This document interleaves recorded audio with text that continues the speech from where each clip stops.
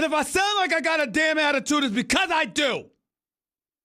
Now, before I get this out of the way, let me get all of the obligatory things out of the way. Stephen A. Smith Show, ESPN Radio. Check your AM, FM dial across the nation. Go to Sirius XM Channel 80. Watch me now live over the national television airwaves of ESPN News, where this radio show is being simulcast. The call-in number is 888-SAY-ESPN. That's 888-729-3776. Oh, and let me not forget this, because I got producers like John and Nuno watching and listening to me. Let me make sure that I read this, because God forbid. I mean, it's all about the reads. It's all about the reads. God forbid that I miss a read. Whether it's a monthly challenge to meet your goals, a training program for your next race, or setting a new personal best, the Peloton bike will make you want to show up and keep climbing the live leaderboard year-round. Learn more about the Peloton bike at onepeloton.com or visit your local showroom. Damn it, go get the damn Peloton bike. I'm going to get it. I want one. Okay? So you go get it too. But damn it, that's not what's on my mind right now. Now, we got NFL playoff action looking forward to this weekend. Kevin Durant has spoken excessively, by the way, about the New York Knicks over the last 24 hours. And we'll get into all of that stuff. We'll talk about whether the Chargers are going to beat the Patriots. We'll talk about whether the Colts can beat the Kansas City Chiefs. We'll talk about whether the reigning defending Super Bowl champions, Philadelphia Eagles, have any kind of shot against the New Orleans Saints. And, of course, the damn Cowboys, with the worst, most disgusting, nauseating fan base in American history. Those fans are expected to pack the L.A. Coliseum. I mean, damn. There's going to be more Cowboy fans at the Rams game in L.A. this Saturday night than Rams fans. So we'll get into all of that. But that is not what's on my mind right now. That is not what has me aggravated. That is not what has me disgusted. You know what got me disgusted, Nuno? You know what has me disgusted, John? These damn New York Jets. That's who has me disgusted. I mean, what the hell is going on in Florham Park? What the hell is going on? Very, very happy that Todd Bowles ended up becoming a defensive coordinator in Tampa. I think that's a good situation for him. I love Todd Bowles. I understand why the Jets felt the need to move in a different direction, but I love the man. And I'm wishing nothing but the best for him.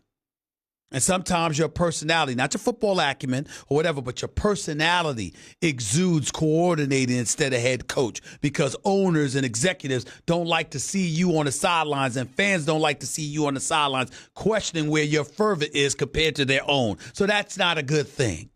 So I understand why they moved in a different direction with Todd Bowles. But Mike McCarthy? Really? You mean the man that couldn't win a Super Bowl over the last 8 years with Aaron Rodgers? That guy? That guy? And oh, by the way, he wasn't even a damn leading candidate, Nuno. This dude Kingsbury that just got hired by the Arizona Cardinals. I mean, my goodness. Nuno, John, JC, did I miss something? Was Kingsbury's team the one that won the national championship this Monday instead of Dabo Sweeney? Was that his team? Am I missing something? I don't understand. Is there something that I have missed here? Is there something that I have failed to comprehend? Is this guy some golden boy that I missed? Was this guy the hot ticket that everybody should be clamoring for? The man didn't even have a 500 record at Texas Tech. He got an offensive coordinator's job at USC, and before he had a chance to take a leak, this brother's got a head coaching job in the National Football League. How much time, Nuno, John, did he actually spend at USC? What, a week? He didn't even have an opportunity to go to Roscoe's for chicken and waffles. I mean, what the hell is going on? And this guy is some candidate that you're clamoring for? Okay, he's photogenic. The ladies will love Mr. Kingsbury. Mr. Cliff Kingsbury. I mean, let's stop the presses right now. The ladies are going to be all over the place drooling over Cliff Kingsbury. He's photogenic. In some people's eyes, it looks like a model. In my personal opinion, he looks like he belongs on The Bachelor. Here's the problem. He looks like he belongs on The Bachelor more than he belongs on the sideline as a head coach for a National Football League team. You got to be kidding me. He coached Patrick Mahomes. He coached Case Keenum. He coached Johnny Manziel. Really? Really? When he was a head coach on a collegiate level, without them, what'd he do? What'd he do? I mean, talk about a travesty of justice. I'm not trying to sit up there and tell you that he can't coach or he won't do a good job. Mr. Cliff Kingsbury, I apologize if that's how I'm coming across, because I don't mean to do that. That is not my intention.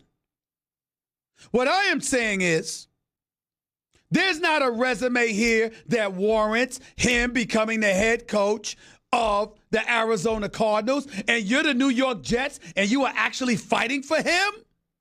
Why? Sam Darnold? That's your guy? Everything that you do has to be about him?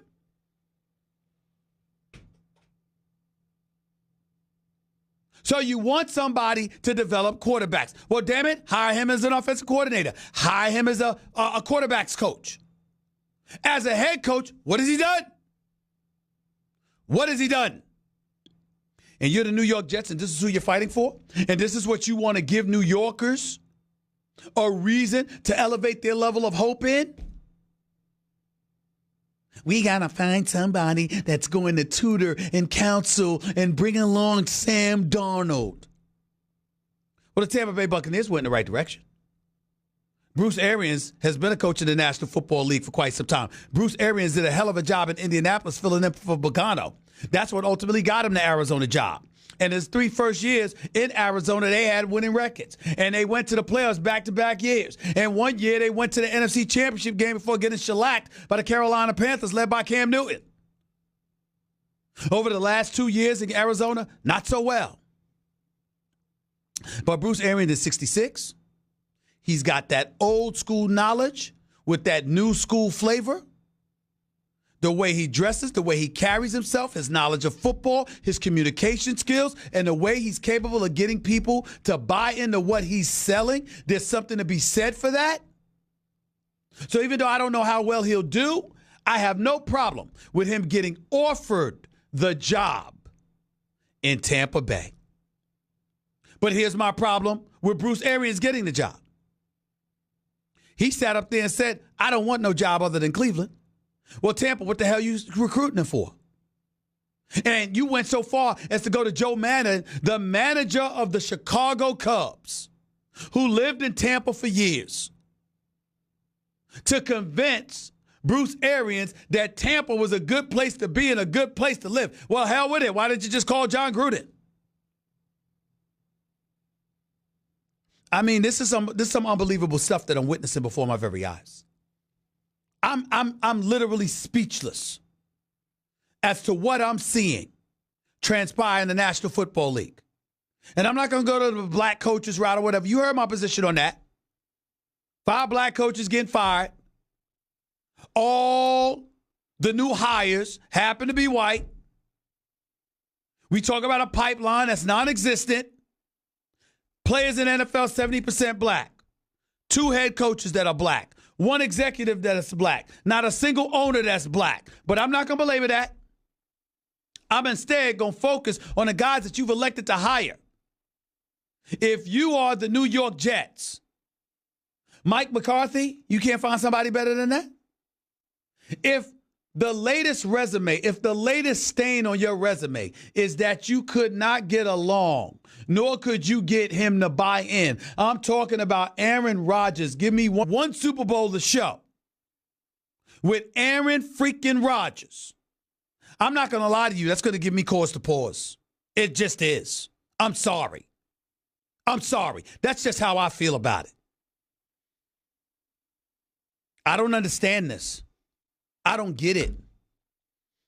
I'm trying to sit up here and look at this thing. And the reason why the name Kingsbury comes to mind is because I cannot believe for the life of me how the Jets had Kingsbury as their number one option. Like he's somebody worth fighting for. Can somebody explain to me how Cliff Kingsbury is somebody worth fighting for an NFL head coaching job? How is that possible? Inquiring minds would love to know, because I simply, absolutely, positively do not get it. 888-SAY-ESPN. That's 888-729-3776. I'm sick of this nonsense. And then Manish Mehta for the New York Daily News newspaper, who, by the way, I am a fan of. I read his work often. I think he does a damn good job. And even if I didn't think so, I wouldn't glow about him, but I wouldn't sit up there and insult him either, because I don't do that to my colleagues and my contemporaries. But I will say this about today's article in the New York Daily News, written by Manish Mehta. The headline, making the case for Adam Gase to lead Sam Darnold and the Jets into the future. Ladies and gentlemen, I didn't even read the article. I don't need to. You can't talk to me about Adam Gase for the New York Jets. Can't talk to me. I watched him in the NFC East year after year after year come up short with the Miami Dolphins. Ryan Tannehill certainly never developed in my mind. And the damn man brought Jay Cutler to Miami. That automatically disqualifies him. The fact that he brought Jay Cutler to South Beach. I mean, if you wasn't bringing him there to give him clinical sessions with a psychologist to help get rid of that depressive look that he perpetually wears on his face, there was no reason to bring Jay Cutler anywhere near South Beach. Because you do understand South Beach can be a remedy. For medicinal purposes, I strongly suggest people go to South Beach. It can cure a lot of ills. Trust me. But I digress. My point is, Jay Cutler had no business there. Ryan Tannehill is still the same quarterback that I saw him as before Adam Gase arrived. What the hell do I want Adam Gase in New York for? Hell no, I'm not bringing him. I'm not interested. I'm not even in the slightest. I'm not interested in him at all. So Manish Mehta, my apologies, because I think you do great work. But I didn't even read the article once I saw the headline, and I know that Manish Mehta doesn't write the headlines. The copy editors write the headlines. Well, damn it, they should have came up with a better one. And I'm not excoriating the New York Daily News, a paper that I worked for, not only my first job in the profession, but I used to be a paper delivery boy for the New York Daily News when I was 13 years old. I will always love that newspaper. Always. But this headline, you ain't attracting nobody to that. Adam Gase, to be the head coach of the New York Jets, stop it. He had his chance in the NFC East and couldn't create a dent. What's there to talk about? If it wasn't for the miracle in Miami where Tom Brady and the New England Patriots lost because of the double lateral near the last week of the season, we would have forgotten about Adam Gase already. They ain't relevant. They ain't going to be relevant. They're the Miami Dolphins. Period. Want to hear no damn thing about Adam Gase. Mike McCarthy, I'm not knocking him as a coach per se. I know he knows football. And there's something to be said about winning a Super Bowl championship. I don't like the fact that he could never make up his mind when to call plays and when to give up that responsibility. I don't like the fact that that's an issue. I don't like the fact that that's an issue with Mike McCarthy. He didn't know when to give up play calling or when to keep it. And oh, by the way, prior to being the head coach in Green Bay, okay, from 2006 on, let's look at the quarterbacks that Mike McCarthy worked with. Jeff Blake had a 10-6 record in 2000. Aaron Brooks in 2001, 2002, 2003, 7-9, 9-7, 8-8. Then he went to the San Francisco 49ers. In 2005, he had Tim Rattay and Alex Smith. Both had 4-12 records. How the hell he get the Green Bay Packers job is amazing to me. But nevertheless, he got it. after Holmgren departed. And what happened? Ultimately, he led Green Bay to a Super Bowl title with Aaron Rodgers. There's a lot to be said for that, but that was a long time ago. Just like John Gruden winning the Super Bowl in 2003 with Tampa Bay when Brad Johnson was a long time ago. The fact of the matter is, when you look at it, all of these dudes that used to do something, hell, I had an afro back then. Now I'm on the verge of joining Hair Club for Men or whatever the hell Deion Sanders prime time uses so I can get some additional hair on my head. Boy, it's a long time ago, ain't it? This ain't 2010. This ain't 2003. I respect what you do when we're talking about Hall of Fames or when we're talking about NFL considerations with franchises, retiring numbers, and celebrating you and your accolades from your years of service. That is different. But when you're talking about giving you a job in 2019, damn it, 2010 was 9 years ago. 2003 was 16 years ago, Oakland. And you may know football, and you may know the X's and O's, but it doesn't mean you know how to coach, particularly against these young bloods. And it doesn't mean that your old school ways and tendencies are going to work effectively in this day and age. I'm not prejudiced. I'm not about ageism. I don't have a problem with Bruce Arians getting the Tampa job other than the fact that he said he didn't want any job but Cleveland. So if you want to be in Cleveland right off of Lake Erie, why are you pursuing him, Tampa? That's my issue.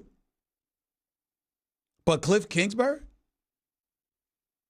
I mean, my God, will it ever end? Will it ever end for the Jets? Cliff Kingsbury, Mike McCarthy, and Adam Gase. Those are the candidates you're going to give a starving New York base that hasn't seen you make the playoffs for 8 consecutive seasons? That's all you got? In 8 years. 8 years. We've seen Frank Wright land in Indy. We've seen Sean McVay in L.A.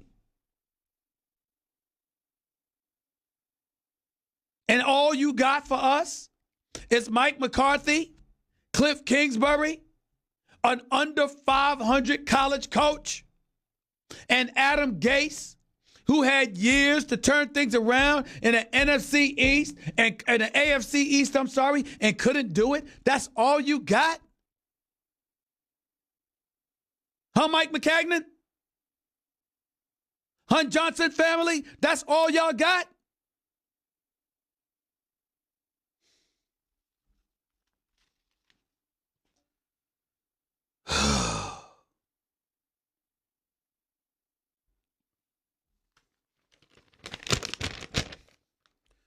I really try to be nice. I really do. Ladies and gentlemen, I just try to give you the truth as I see it. I don't want to get in the way of anybody's job. I don't want people to be fired or not hired. I don't want people to be devoid of the opportunities to elevate their quality of life, to fulfill their dreams, whatever they may be, to take care of their families. I don't want to do that. I don't want to do that. But particularly in the world of sports, more so than anywhere else in the world of sports, ladies and gentlemen, how do we get to a meritocracy when clearly merit is avoided to make some of the decisions we see get made?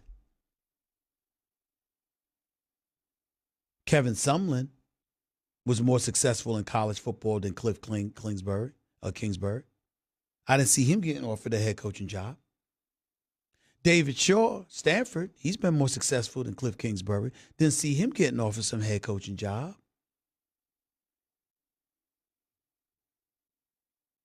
Loxley is the offensive coordinator in Alabama. One would say he's been successful. Wouldn't you guys say that?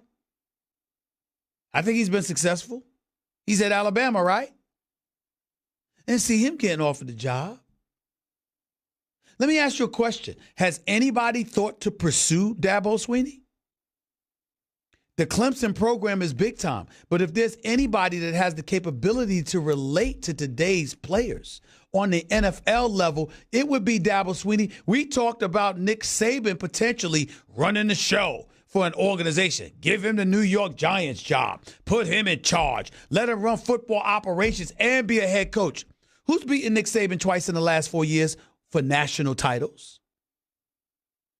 Who has an identical 55-4 record with Nick Saban over the last 4 years?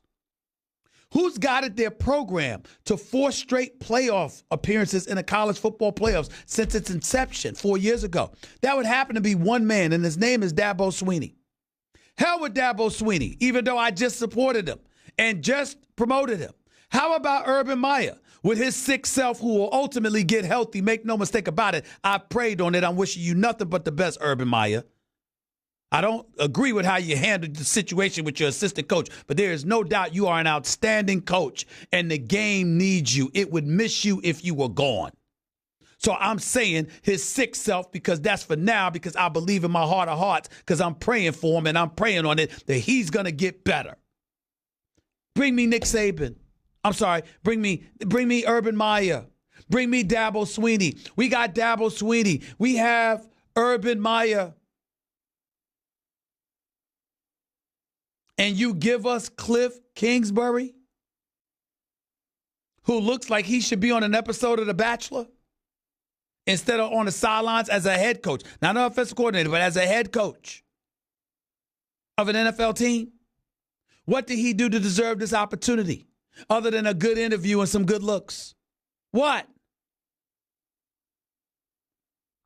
By the way, as an aside, Molly Karam, outstanding host for First Take in the morning on ESPN every weekday from 10 a.m. to noon. She certainly wasn't talking about this. She was just talking about Kingsbury and talking about age ain't nothing but a number. That's what the NFL is trying to say. I took the liberty of saying, oh, it's a hell of a lot more than that these days, because I watched that Lifetime docuseries on R. Kelly, Surviving R. Kelly. Oh, age is a hell of a lot more than a number when you watch that series, which I would encourage everybody to watch. All I'm going to say is one thing about that, and it's not sports related. If one of those young ladies were my daughter, I'd be in jail. I'm going to leave it at that. Back to sports I go. 888-SAY-ESPN. It's 888-729-3776. You're listening live to the Stephen A. Smith Show, ESPN Radio. That was Straight Talk Wireless. Nationwide coverage on America's largest and most dependable 4G LTE networks. By the way, ESPN Radio is presented by Progressive Insurance, protecting commercial vehicles and offering a specialized coverages designed to protect small businesses. More at progressivecommercial.com. 888-SAY-ESPN. It's 888-729-3776. Up next, NFL analyst extraordinaire for NBC. His name is Rodney Harrison, a former Super Bowl champion with the New England Patriots. He's about to be on the line with yours truly right here on the Stephen A. Smith Show, ESPN Radio, ESPN News. Craving even more of Stephen A? Him of all people. For around-the-clock Indeed, used by over 3 million businesses for hiring. Post a job today at Indeed.com/hire. Always great to talk to my next guest. He's been a buddy of mine for many, many years from his days in the NFL. He was always good to me when he saw me as a reporter, and now he's doing an outstanding job at NBC. By the way, he's here on behalf of Vizio to promote the Top Value Performer, the TVP Award. I'm talking about the one and only Rodney Harrison, former champion with the New England Patriots, now analyst extraordinaire on NBC. What's going on, buddy? How you doing, man?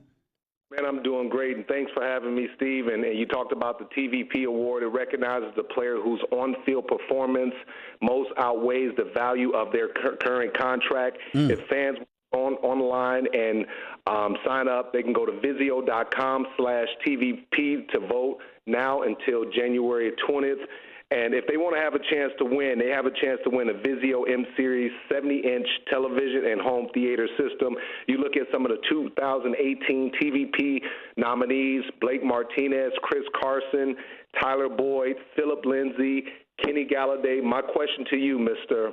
Smith, out of all those guys, which guy would you pick? I already know Philip my Lindsay. pick. Philip Lindsay.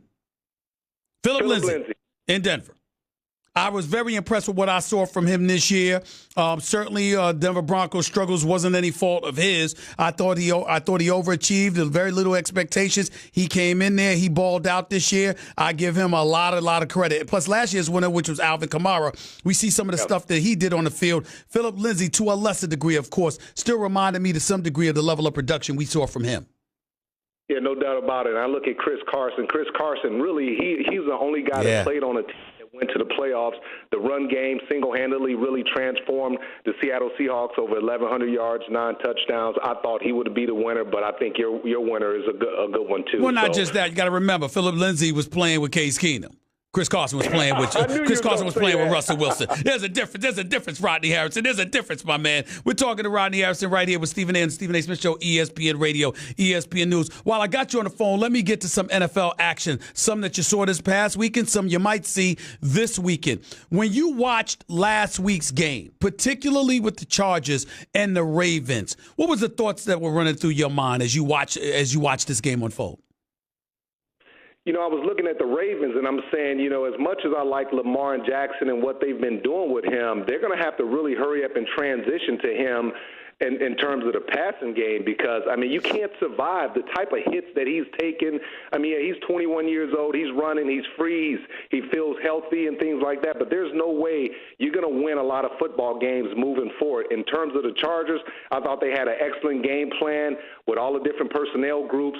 They're going to have their biggest challenge. They got to go and deal with the Patriots, the weather. Can those boys from Los Angeles deal with that cold weather out there? And also, man, I've been in that locker room with Tom Brady and Bill Belichick, and I know Tom hasn't looked great. Rob Gronkowski, he hasn't looked like his old self. But these guys will be ready to play. They have this uncanny ability to forget about what happened in the regular season, and they can focus on the task at hand. And a lot of times, Stephen, when I think what the Chargers happened, they've had so much success over a course, over the years, that sometimes they just come out and they become a little complacent. But I'm telling you, Bill Belichick will have these guys ready for the Chargers. I have no doubt that Bill Belichick would do his job, Rodney. But when you say that you've been in the locker room with these guys, I would beg to differ only from this perspective. I don't know if these guys are the same guys anymore. Age, father time, attrition, it's undefeated, and it seems to have really hit New England with the bug. New England literally walks into this game, Rodney, in my estimation, with their most valuable player outside of Tom Brady probably being Sony Michel, him staying healthy and running the football effectively. Because if he doesn't do that, I don't know how they're going to beat the Chargers. Well, that's the way they're going to beat the Chargers. And I'm telling you, Belichick, and he knows that the Chargers have the small defensive line. He's going to run the ball. No matter how you dress it up with Josh McDaniels and Coach Belichick, this is a running football team. They pass the ball a lot, but the one thing that Coach Belichick wants to do is establish the run. He knows Tom Brady is not the same player. You can look. It's obvious that he's not the same player that we're used to seeing. But running the football, I think a guy like Rob Gronkowski, he has to show up. If they want to have success, he's going to have to show up. Him against Derwin James is going to be a heck of a matchup. You need a guy like Julian Edelman. And a lot of times in these playoff games, you need somebody that kind of flies under the radar, kind of that underrated person. Who's going to be that guy to step up? Is it going to be Hogan? Is it going to be James White? I always argue that I think he should just go ahead and stop playing and make James White a wide receiver, make him a permanent slot receiver because he stays on the field. I think he can be very competitive, and it takes a little pressure off of Julian Edelman. Talking to Rodney Harrison right here with Stephen A., ESPN Radio, ESPN News. Last quick question on the Patriots before I transition to the NFC. In hindsight, would you have let Jimmy Garoppolo go? Would you have traded him to San Francisco, or would you have kept him in New England and pretty much pushed the Jimmy Garoppolo era into existence, and even if that meant somehow, some way pushing Tom Brady out of the door? What would you have done? Really, really tough question, Stephen, because, if you're looking toward the future, I think, and maybe that's what Coach Belichick, with all the different reports that came out that Kraft wanted, Tom to stay and, Belichick wanted Jimmy to go. That's a tough one because I still felt like last year after coming off that MVP season, I thought Tom was going to have the next 2 or 3 years as really good seasons. That's a tough one. I can't answer that right now. Of course, hindsight, but, I can't really answer that right now. I think they tried to do the right thing. They kept Tom there. They felt like Tom wouldn't fall off the cliff. And his play hasn't been what it was in the past. Rodney Harrison right here on behalf of Vizio to promote the Top Value Performer, the TVP Award, right here with Stephen A. on ESPN Radio and ESPN News. Let's transition to the NFC. We saw what Dallas did squeezing by their lucky selves over the Seattle Seahawks. But now they go to Los Angeles. And I got to admit to you, I'm kind of scared Dallas might win this game. I'm looking at Ezekiel Elliott. I expect Jason Garrett and Scott Linehan to give him the ball all day. Obviously, if he's running the football effectively, the Rams' defense against the run isn't that stout. Plus, you want to run the football effectively and a lot so you can avoid Aaron Donald going after Dak Prescott. On the flip side, if you're Los Angeles, you don't have Cooper Kupp. And I think that's been a tremendous loss, along with the fact that Todd Gurley's health is questionable. Handicap this game for me. How are you looking at this matchup? I think the Dallas Cowboys will win this game, and I think if I played on the Dallas Cowboys, I wouldn't be afraid to go out to L.A.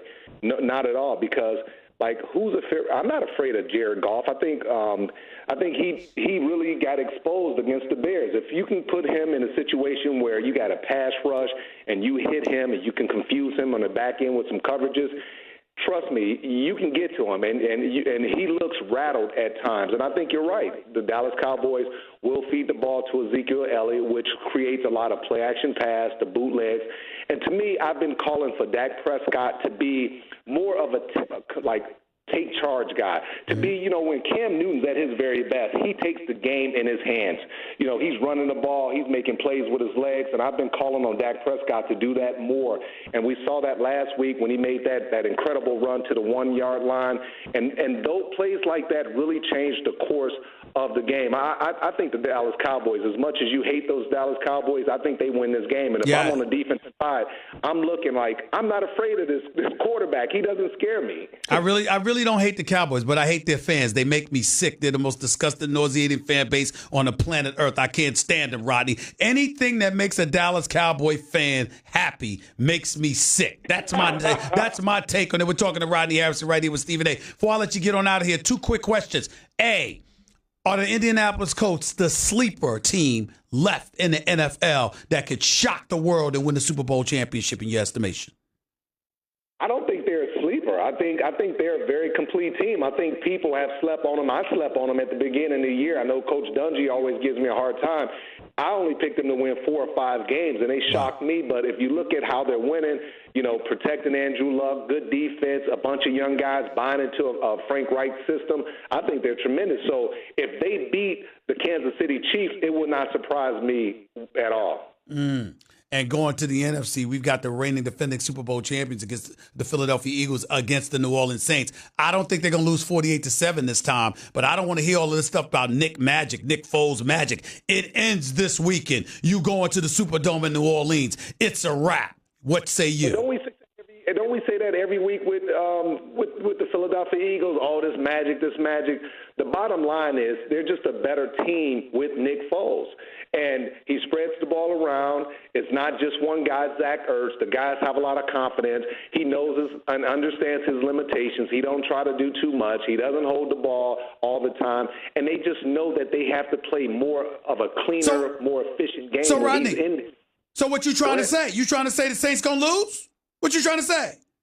All I'm saying is it would not surprise me. I'm picking the Saints, but it definitely wouldn't surprise me if the Eagles won the game. I know this magic, and a lot of times us experts, we try to figure it out, and sometimes, man, God's plan is just greater than what we can think of, man.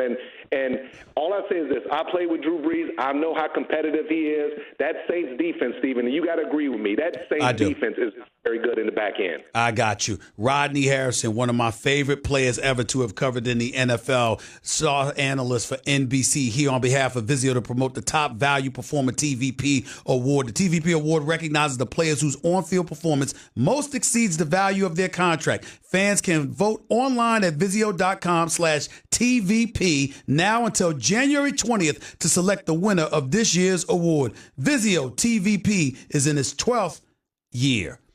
Rodney Harrison, appreciate you, buddy. Thanks so much, man. We'll talk soon. All the best to you.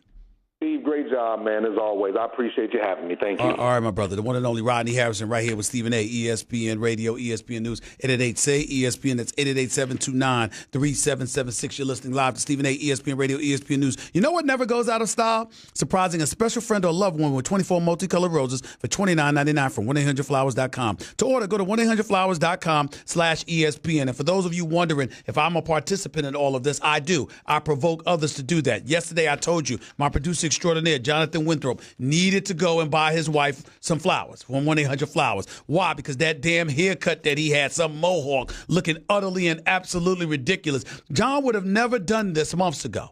He would have never done this years ago. But because he's married, he's like, I'm going to tell you how Jonathan Winthrop is thinking right now. What the hell? She ain't going nowhere. She married me. She'll be home when I get there. That's how John's thinking.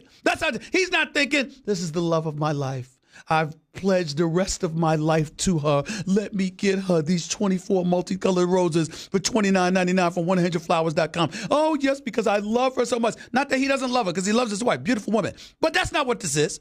Jonathan said, hell with that. I ain't doing that.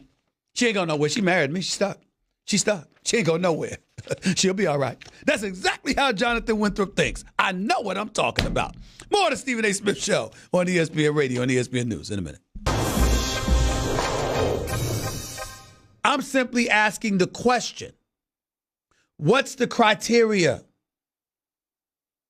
What is the criteria?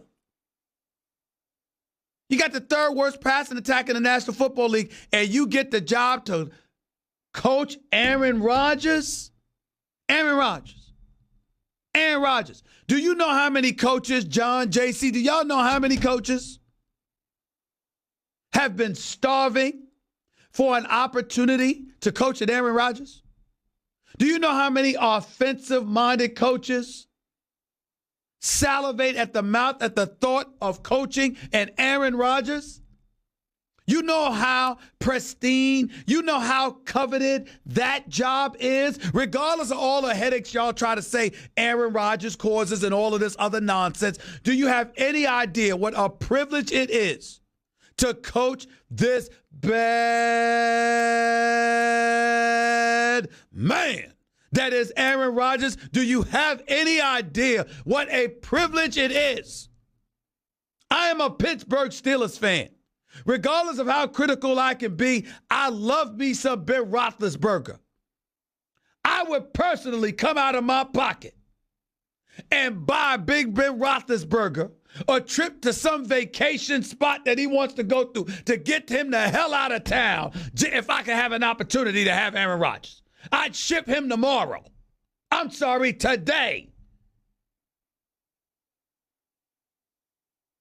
The only quarterbacks that I would hesitate in the moment, not long term because Aaron Rodgers is younger, but in the moment, the only quarterbacks that I would hesitate, and I didn't say I wouldn't do it, but I would at least hesitate to get rid of is Tom Brady and Drew Brees.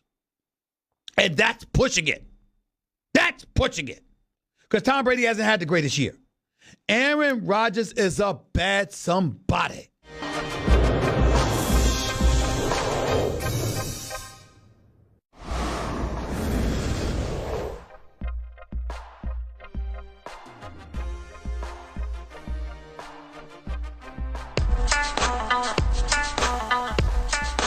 Stephen A. Smith Show. We're coming at you live from above the Heineken River Deck at Pier 17, South Street Seaport. Plus, get triple action protection for optimal engine performance with Shell V-Power Nitro, plus premium gasoline. Hour number 2 up next. Kevin Durant on the Knicks, the Lakers, NBA and NFL talk, and your phone calls. Hour number 2 coming at you. ESPN News. Check your AM, FM signal across the nation. Also, Sirius XM Channel 80. Also, ESPN Radio simulcast over the live national television airwaves of ESPN News. Number to call up, as always, is 888-SAY-ESPN. That's 888-729-3776. Lots of stuff to get into. Thanks again to the great one, Rodney Harrison, for coming on the show with me, doing an outstanding job being an analyst for NBC Television, Sunday Night Football, in concert with Tony Dungy and those boys. So really, really appreciate him coming on the show with us. Also, I got into the Jets situation and the coaches. I don't understand how Mike McCarthy is near the top of the list. I don't understand how Cliff Kingsbury is at the top of anybody's list before he got the Arizona job. I do understand how Bruce Arians got the Tampa job, even though he had to be convinced to get it because he really wanted the Cleveland job, and that was the only job he wanted. Now you got Mike McCarthy telling the world that he ain't interested in any job but the Jets job. Maybe he could be lying because he knows he's not going to get another job offer this season, and that's the one job that he's got a chance to get, or maybe he's sincere and legitimate with it. Either way you slice the situation, you haven't won with Aaron Rodgers in the last 8-9 years. Why should I believe in you with Sam Darnold? That's just me. Times could pass you by. I noticed that Vic Fangio for the Denver Broncos, the Bears defensive coordinator extraordinaire, did an outstanding job with them as defensive coordinator this year. He's the new head coach for the Broncos. Congrats to him. He deserves it. And obviously this guy, Freddie Kitchens, the offensive coordinator for the Cleveland Browns after the departure of Todd Haley, he is now the head coach of the Cleveland Browns over Greg Williams. I don't know about that one, but Baker Mayfield loved him. So who knows who's to say that didn't have a lot to do with it. Any way you slice it, you got a whole bunch of coaches getting hired. None of them black, but that's a story for another day. Not one of them. 5 black coaches fired. 5 white coaches hired. Okay, we'll leave it alone. Josh McDaniels, offensive coordinator for the New England Patriots, supposedly taking his name out of the hat, not interested in anything or anybody else. He's going to stay in New England, and that is that. That has been his position. So all of those things come into consideration. We recognize that. Let me transition to the NBA because Kevin Durant, superstar basketball player, 2-time reigning NBA champion and NBA Finals MVP, beat the Knicks, helped the Golden State Warriors beat up on the New York Knicks last night, particularly in the second half. And after the game, Kevin Durant, who's been rumored to potentially be heading to New York, spoke to reporters. According to an article in the New York Daily News, reading right from it, Kevin Durant had plenty to say about the Knicks on Tuesday. Whether it was regarding Kevin Knox's bright future, Kristaps Porzingis' unicorn skills, or the team's fighting spirit. When it came to potentially signing with the Knicks, though, let's just say Durant knew how to veer from the headlines. He said, quote, "I'm just trying to be as honest as I can about that question while also giving you what you need for your job, but also not saying anything that'll," pausing and smiling, "let me just get out of here," end quote. That's what he said. When they asked him more, he said he played it coy. Even when asked straight up if he'll consider the Knicks in July, he said, "I just focus on playing ball every single day. I can't control what people say about me or what they say about our future and what I should do. I come to work every single day, and life will figure itself out." That's what he said. He's 30 years old, didn't seem annoyed by the subject, thank goodness.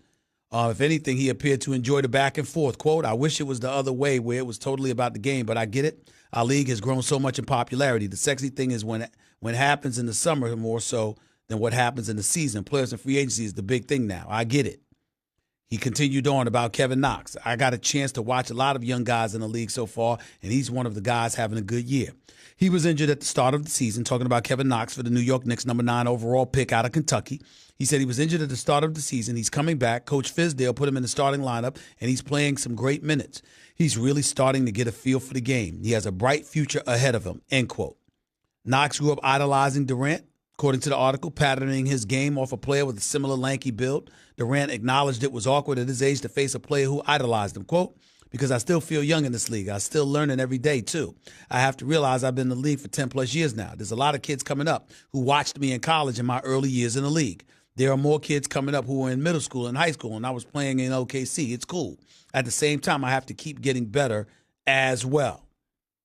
They continue to ask Durant questions, but Durant remembers the logic behind the moniker. In hindsight, wishes he trademarked something about the nickname unicorn he gave to Porzingis. He said, "I should have trademarked it." They ran with that one.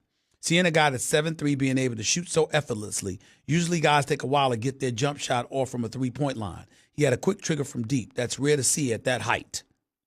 That's what he said. Last but not least, he said it would be more about marketing opportunities and securing a legacy if Durant were to leave. So perhaps it was noteworthy that Durant's agent, Knicks fan Rich Kleiman, attended Warriors shoot-around Tuesday morning. As far as Durant's place in history, which would be boosted enormously if he were ever successful in New York, Durant said the GOAT debate is too subjective to worry about. Quote, "It's cool to be in amongst those talks with the great players, but it's hard to pinpoint who has the best list. I try not to worry about that stuff because it's out of my control. I appreciate the fans enjoy the game as much as I love it and have a deep admiration of players. I can't really focus on what I do on the basketball court to who is going to rank me among the top 15, 20 players. It's cool for conversation as far as fans are concerned.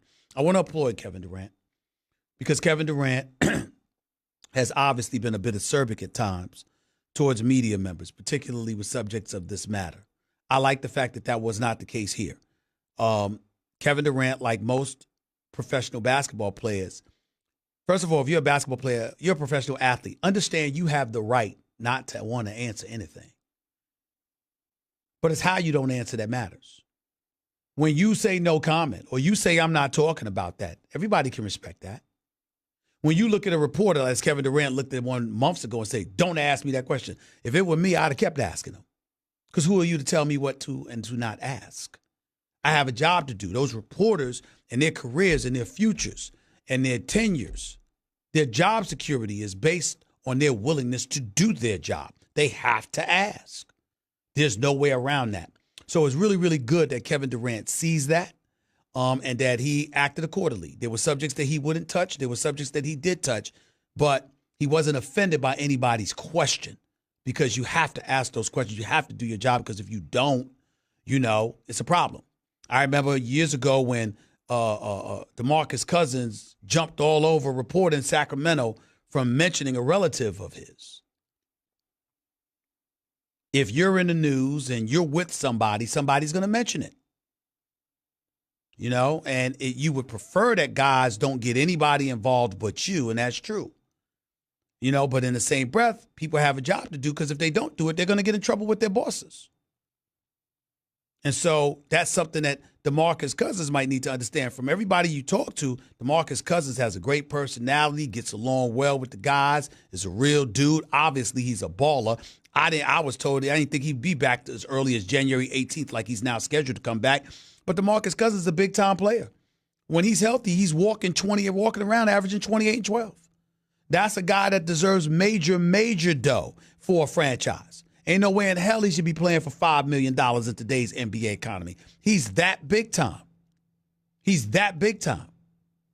But guess what? In the interest of good business, it might behoove him to have a better relationship than it appears he has. And I don't know what kind of real relationship that he has with a lot of people because for all I know, he could be incredibly nice to a lot of reporters, and we never hear about that and we never know it. But just make sure the reputation works in that regard because all of those things contribute to bottom lines. All of those things contribute to you making that money. Make no mistake about it. As going back to Kevin Durant, I hope and pray that he'll come to New York. I really do. I really, really do. So I'm here to tell you something right now. When I think about Kevin Durant, he's a superstar in this game, one of the top 3 or 4 players in the world. Him being in New York with Porzingis would be something special if that were to happen. But right now, I got to tell y'all something. When I look at the New York Knicks, everybody's talking about the New York Knicks. I got to admit to you, we might be doing an injustice to the Brooklyn Nets. The Brooklyn Nets are the better team in New York. The Brooklyn teams look like they're going to have the brighter future. Tell me I'm lying, Nuno. They look, when you consider the cap space that could bring you 2 max players when the Knicks only have enough for 1, and you consider the young dudes that they already have on their squad, Dinwiddie and the crew, and how they've been balling, and if the playoffs were to begin this past weekend, the Brooklyn Nets would have been the 8th seed in the playoffs, going up against either Milwaukee or Toronto. Let me tell you something right now. You better respect the Brooklyn Nets and the job that Marks and Atkinson and those boys are doing in Brooklyn. We have denied them credit long enough. We're sitting up here talking about marquee dudes coming to New York. We better be specific from now on. You better say the Knicks, because guess what? Coming to New York could be Brooklyn. Because if I'm a player out there and I have an opportunity to choose the Knicks over the Nets, the only thing you're selling me is Midtown traffic and the brand that is the Knicks over at traffic on Atlantic Avenue and the brand that is the Brooklyn Nets. That's all you're selling. You ain't selling me basketball, because from a basketball standpoint, the Brooklyn Nets look better than the Knicks. They look better now, and their future looks better. So I got news for you. It ain't a foregone conclusion that the Knicks will get anybody. But I promise you, the Nets going to end up with somebody. Because if you're doing what you're doing now, with cap space for 2 max players, even if you don't get any max players, who's to say that you can't upgrade in a myriad of ways with that amount of money available to you? Somebody better ask somebody. Brooklyn Nets are coming. And they deserve our respect. And they got it from me. I'm telling you that right now. 888-SAY-ESPN. That's 888-729-3776. And isn't it amazing? Here we have 2 of the biggest brands in all of sports in the Knicks and the Los Angeles Lakers. And do you realize both the Brooklyn Nets and the Los Angeles Clippers have just as good of a shot as anybody as getting marquee talent or just as much as those 2 brands? Could you imagine if we're sitting here in July and Nuno, John, Cadbury, 2 superstars in the league go to the Clippers and Brooklyn, and the Knicks and the Lakers get nobody? Could you imagine how bad that's going to be? Could you imagine how bad it's going to be in L.A. for the Lakers if LeBron, Magic, and Pelinka can't get anybody for LeBron this summer, but the Clippers get Durant and Kawhi Leonard? Could you imagine that? Could you imagine that? I mean, if that happens, LeBron James might go 4 years without winning a title in L.A. And I don't care what anybody say. He ain't go to L.A. to go home in April or May. I'm going to repeat this, and I'm not applying this pressure to LeBron like he did something wrong. He's the best in the world, but I think it's important to say this. Other than Elgin Baylor, who retired in the middle of the year the Lakers won the championship in the 70s, I think it's 73. Listen, 71 rather. Let me tell you something. There is no marquee superstar in the history of the NBA who has played for the Los Angeles Lakers that has failed to bring them a title. From George Mikan to Wilt Chamberlain and Jerry West to Magic and Kareem and Worthy to Shaq and Kobe to Kobe. There is no mega superstar in the history of basketball who failed to bring a title to the Los Angeles Lakers. If LeBron, because Elgin Baylor retired the year they won, if LeBron doesn't win a title in his 4 years and he elects to retire, he will be the biggest mega star in the history of basketball and the Lakers organization to have failed to deliver a chip. If y'all think that don't matter, y'all ain't paying attention to basketball history. 888-SAY-ESPN. That's 888-729-3776. Let's get back to the phones. Let's go to Dean. You're live with Stephen A. Talk to me, Dean. Hey, Stephen. How are you doing? I'm great. Talk to me. What's up? Oh, love the show. Thank you. Agree with most of your comments. And I had some questions on the coaching carousel in the NFL here. Okay. You get all these guys. I know it's a copycat league, looking for the young guns or looking for the offensive guys. Okay. I want to know why no one's targeting Tony Dungy. Whoa, stop. Tony Dungy won a Super Bowl championship, elected to retire and step away from the game. He didn't want it anymore. He was an assistant and a coordinator before becoming a head coach. He had 3 decades in the National Football League. Didn't want it anymore. That's why Tony Dungy is not there. He doesn't want to do it anymore. What's your next question? Cornell is still around the league. Who? I know he's a defensive guy. Romeo Crennel? Yeah. Didn't work in Cleveland. Didn't work in Kansas City. Next question. All right. What about Mike Singletary? Didn't work in San Francisco, and when you embarrassed Vernon Davis the way that he did, can't win with him, won't win with him, blah, blah, blah, blah, blah. And then Vernon Davis balled out after he departed, and Jim Harbaugh came on board. That hurt Singletary's reputation. That has a lot to do with it. Okay. All right. Have a nice agree day. with the comments. I was just curious why nobody would be targeting any of these guys. And you shouldn't be curious now because I answered the questions accurately, I might add. Yes, Thank sir, you did. Thank you very much. I appreciate the call. Let's go to Carlton. You're live with Stephen A. What's up, buddy? How are you? I'm good. With all these chess moves in the NFL going on every half an hour here, stop paying attention to Jonathan Winthrop's haircut there. Focus on... Well, listen, I got to get on him. And by the way, if I'd seen you, I'd have got on you about something, too, because I love you, buddy. So I would have got on you, too. No problem. Well, I'm going to get on you today. Yes, sir. Hey, Rodney Harrison, I think, hit partially the nail on the head, that if Gus Bradley and Anthony Lynn do what they did last week with the Ravens and actually use that 4 defensive linemen, 7 defensive back alignment on defense, meaning fast, quick, all of that, they will be able to stop James White out of the backfield and Julian Edelman, and that's the 2 things that would allow the Patriots to win and send Bill Belichick packing, because I think this might be his last game in the NFL as the Patriots head coach. And your former co-host there on your now competitor network, Skip Bayless, actually said that today, that he thinks it could be Bill Belichick's last game, which I said yesterday. But anyway, that's there.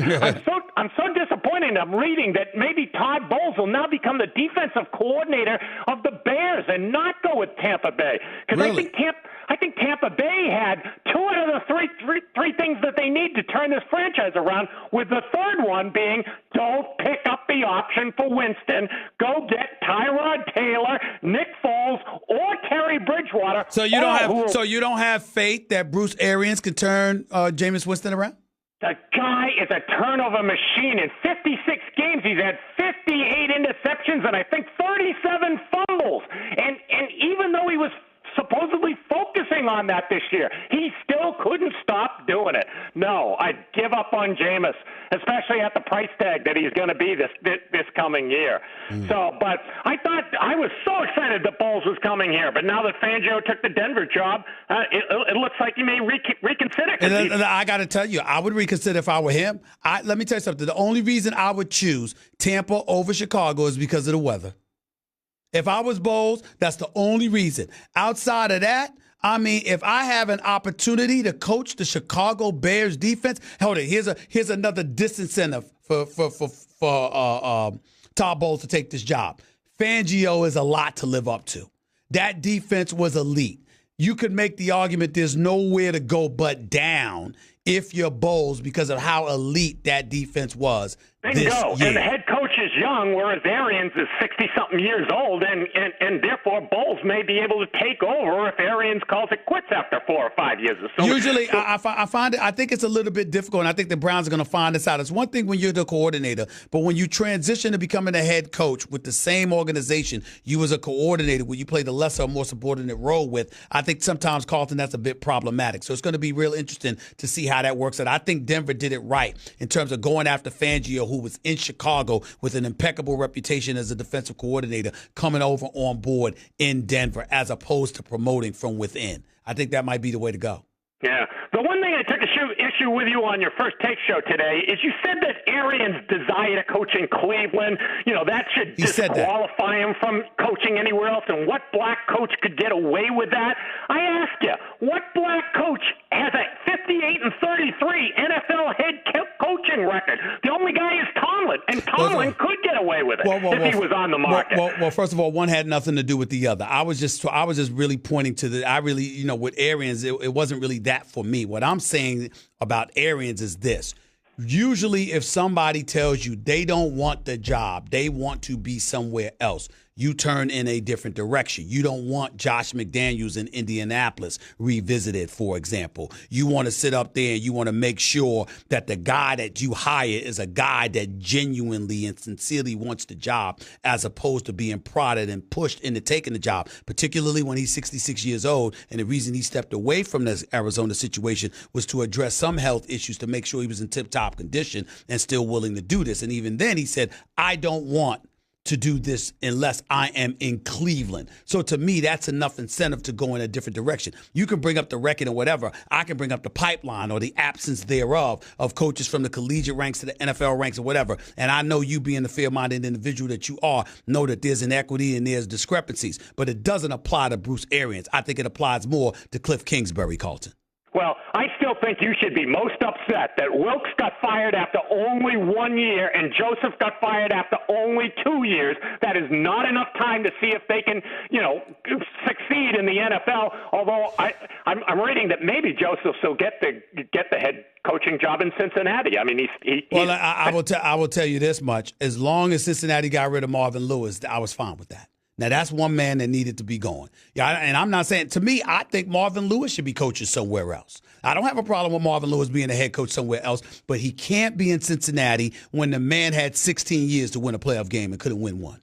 We agree on that point. Thanks a lot, buddy. I appreciate the call. 888-SAY-ESPN. That's 888-729-3776. By the way, when you're hiring, you don't want to waste time sorting through dozens of irrelevant resumes. You want an efficient way to get to a short list of qualified candidates. That's why you need Indeed.com. Post a job in minutes, set up screening questions based on your job requirements, then zero in on qualified candidates using an intuitive online dashboard. Discover why 3 million businesses use Indeed for hiring. Post a job today at Indeed.com/hire. Search for greatness. Search Indeed. Back with your calls in a minute. We're talking NFL. We're talking NBA. We're talking coaches. We're talking a whole bunch of things. It's the Stephen A. Smith Show, ESPN Radio, ESPN News. Craving even more of Stephen A? Him of all people. For around-the-clock access to the man? Alabama with Tua Tagovailoa scoreless in the second half. Now, he threw for 297 yards, rather. Couple of touchdowns. Also threw a couple of interceptions in the first half. Also threw a pick six to start off the game. So we got all of that. But I'm here to tell you right now, 44-16, straight drubbing. This is a new era in college football. I know Nick Saban's got 6 national titles. I know Nick Saban is special, and nothing is to deny that. But over the last 4 years, Clemson and Alabama are tied with 54 wins and 4 losses. Over the last 4 years, each of them have made it to the college football playoffs all 4 years.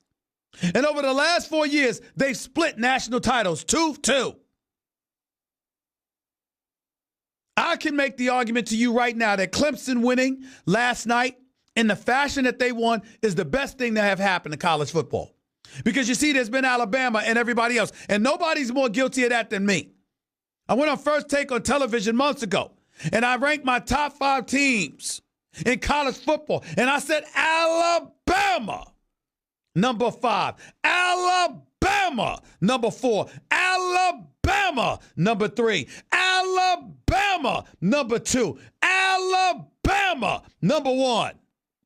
Dabo Swinney, the coach at Clemson, was joking about it a couple of days ago. Said, I think Stephen A. said it best. Alabama, 5, 4, 3, 2, 1. Yeah, I said it. And damn it, I was wrong. Period. There's no other way to slice this.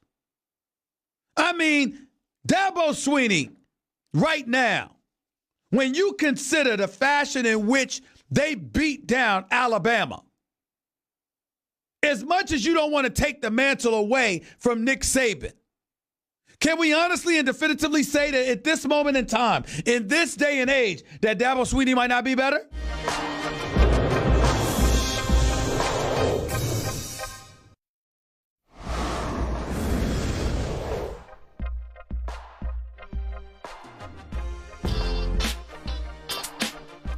The Stephen A. Smith Show on ESPN Radio is presented by Progressive Insurance. Guests on the Stephen A. Smith Show appear via the Shell Pennzoil Performance Line. And you can always get in touch with the show through the 1-800-Flowers Twitter feed. Stephen A. Smith Show, ESPN Radio, ESPN News, being brought to you by mycomputercareer.edu. Training for a better life. 30 minutes past hour number 2, back in Stephen A. Smith Show, ESPN Radio, ESPN News. I have a request. My request is specifically going out to the Los Angeles Rams, to Todd Gurley, to Jared Goff, according to definitely to the stud that is Aaron Donald, the best defensive player in football. Aqib Talib, my brother. And Ndamukong Suh. Y'all got to come through for a brother, man. We can't have the Dallas Cowboys winning this weekend. Just don't do that to me. As tempted as I am to see them get shellacked by the New Orleans Saints, who will be on a mission of vengeance after what the Dallas Cowboys did to them on Thursday night football a few weeks ago. Needless to say, I'm looking past the reigning defending Super Bowl champions. Nick Foles magic and all that magic stuff, it's about to end this weekend. It's not going to be a 48-7 blowout, but New Orleans ain't losing this game this weekend. I don't believe it. I just don't believe it. Not after the way they lost last year to Minnesota in the playoffs. I don't think they're going to let this opportunity slip away. So I am taking for granted that the Philadelphia Eagles, no disrespect, very proud of y'all, but y'all been saddled with injuries. 10 defensive players, 4 dudes in your secondary. Doug Peterson has done a real good job of making things right. Jim Schwartz, the man, as a defensive coordinator. Outstanding job this year. None but love for the Philadelphia Eagles, but I think the magic ends now. My brother, Malcolm Jenkins, come on now. None but love. But I don't think that Philadelphia Eagles beating the New Orleans Saints. And boy, would I love to see the New Orleans Saints get vengeance upon the Dallas Cowboys and beat them the hell down just so I can watch this fan base be miserable. I'd be at that game. But prior to that, let me say this for the record. Los Angeles, I need you. I need your spirit. I need you to come through. I need the fans to show up. Don't let Dallas Cowboy fans invade L.A. Coliseum. Don't let the Dallas Cowboys teams saunter and strut in there like they were the big daddies of the crew. You're the second best team in the NFC this year. I know Cooper Kupp is down, but damn it, you can overcome it. Josh Reynolds been playing well. Brandon Cooks and Woods, 1,200-plus yard receivers. Jared Goff threw for over 4,500 yards. Sean McVay is the boy genius that everybody's trying to emulate with their coaching hirings. Come on now. Los Angeles. Think about me. Who's it being? Was it McKelty Williamson? That actor that played Don King in the movie Ali? Boy, was he hilarious and sensational. That was a Don King imitation if ever there was one. He said, Muhammad Ali, my brother, I need your strength. He said, I need you. He said, I need you to be Moses in reverse. Do not let my people go. Keep them to bleep right here. Oh, that was a hilarious line. Oh, that was funny. Keep them to bleep right here in Africa. Don't let George Foreman go. Keep him here. Need you to be Moses in reverse. That's what I need from the Los Angeles Rams. I need you to come through for me. It's a personal favor I'm asking. Don't let me come to L.A., stroll into this game, and watch the Dallas Cowboys feed Ezekiel Elliott the ball 30-plus times, and Dak Prescott looking like the second coming of Steve Young or somebody, and the Dallas Cowboys defense led by Van Der Esch and Jalen Smith, the awesome linebacking crew. And I ain't forget about DeMarcus Lawrence. I ain't forget about Randy Gregory, who's eligible these days. I ain't forget about none of that. Them brothers can play. Dallas is going to win. You heard this. Don't faint, everybody. Don't catch a heart attack. You heard it. Yes, I'm admitting it. Dallas going to win a Super Bowl in the next 5 years with this defense. I'm sorry, the next 3. Dallas going to win a Super Bowl. But not yet. As they said in the movie A Gladiator. Not yet. Put a stop to this right now. Shut them down. The Rams, do not let them beat you. Do not let them escape L.A. with a victory. Don't do it. Shut it down. Now. 888-SAY-ESPN. It's 888-729-3776. Let's go to Jack. You're live with Stephen A. What's up, Jack?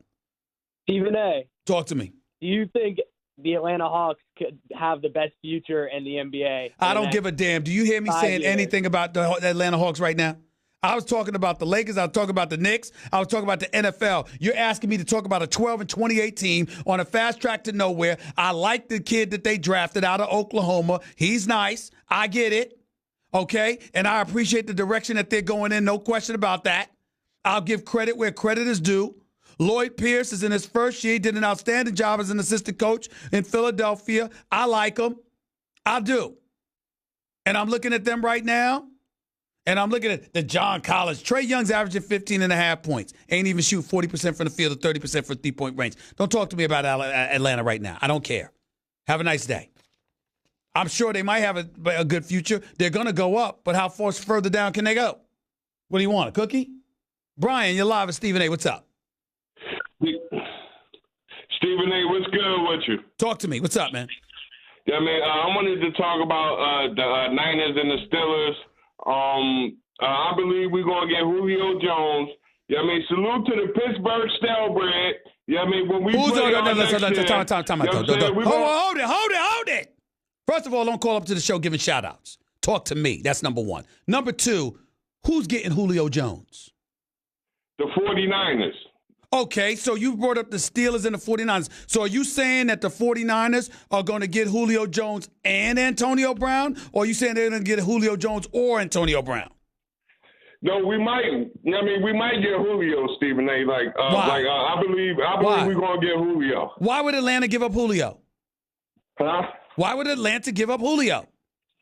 Because my fault, Stephen A. Kyle Shanahan, he coached the Niners, and I think Shanahan going to bring Julio. What that got to do with the price of tea in China? Is Julio Jones a free agent?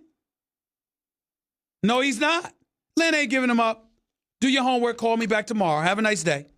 Julio Jones, Atlanta, what do you think? Atlanta crazy? Ain't giving up no Julio Jones. Champ, you're live with Stephen A. Go ahead, man. What's up, bro? You know I'll never really call back-to-back, but I had to call in about this NFL coaching piece. Yep. And go ahead. Earlier today on the show, on First Take, Max was talking about it's like slightly racism, but I'm taking a different angle in this. If you pay attention to the guys in the media, the sports writers, when you call in the games, so forth, in the talk shows, they promoting the next offensive coordinator to be the head coach, and they coming up with these names. They never call the black coach a genius. You never hear that. So it's a guy out there that's been on the coaching staff for 2 head coaches out in Arizona by the name of Larry Foote. And Bruce Arians just, Todd Bowles maybe going to Chicago. This is a name you need to think about because he's on the up and rising coaches, and he should be the defensive coordinator for Tampa Bay. We got to start highlighting these guys as far as the minority, but you don't hear that in the minority when you're talking about these coaches.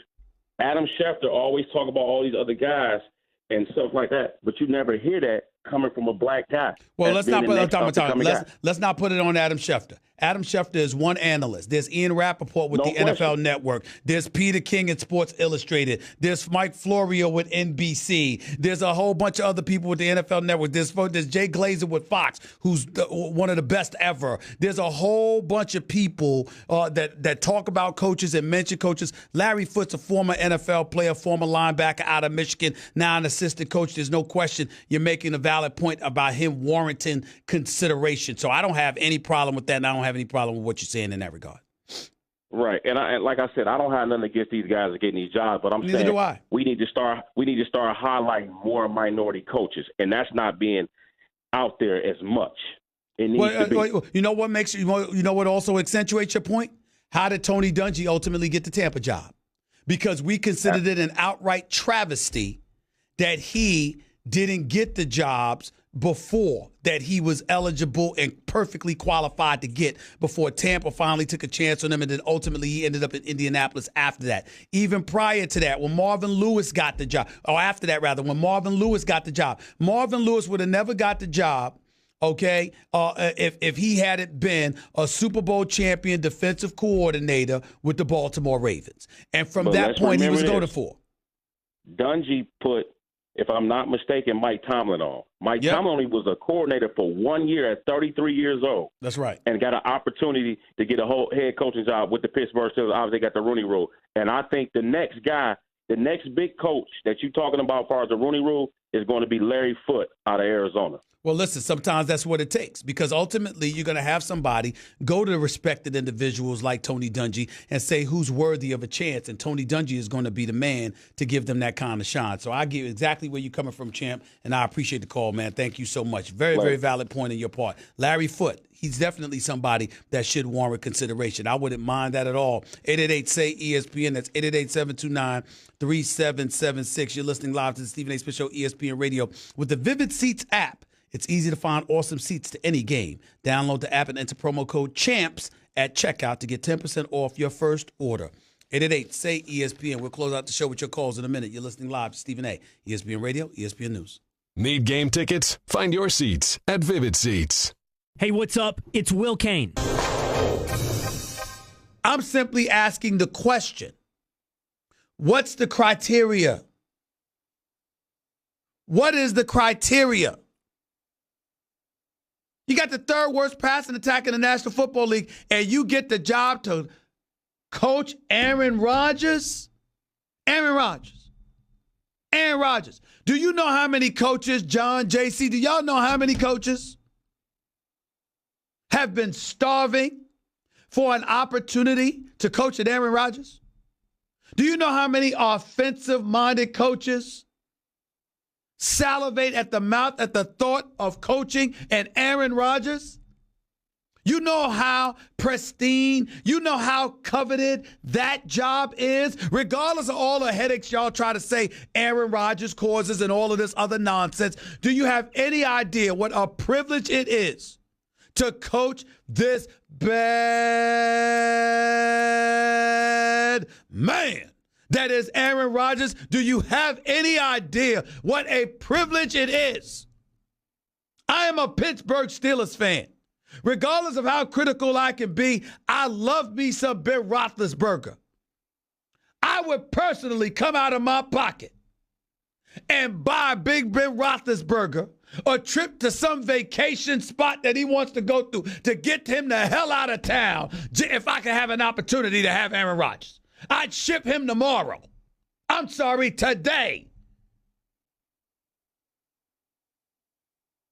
The only quarterbacks that I would hesitate in the moment, not long term because Aaron Rodgers is younger, but in the moment, the only quarterbacks that I would hesitate, and I didn't say I wouldn't do it, but I would at least hesitate to get rid of is Tom Brady and Drew Brees. And that's pushing it. That's pushing it.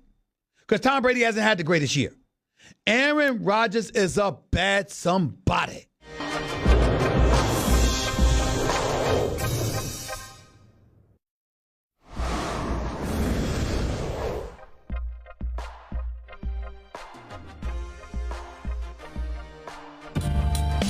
The Stephen A. Smith Show on ESPN Radio is presented by Progressive Insurance. Guests on the Stephen A. Smith Show appear via the Shell Pennzoil Performance Line, and you can always get in touch with the show through the 1-800-Flowers Twitter feed.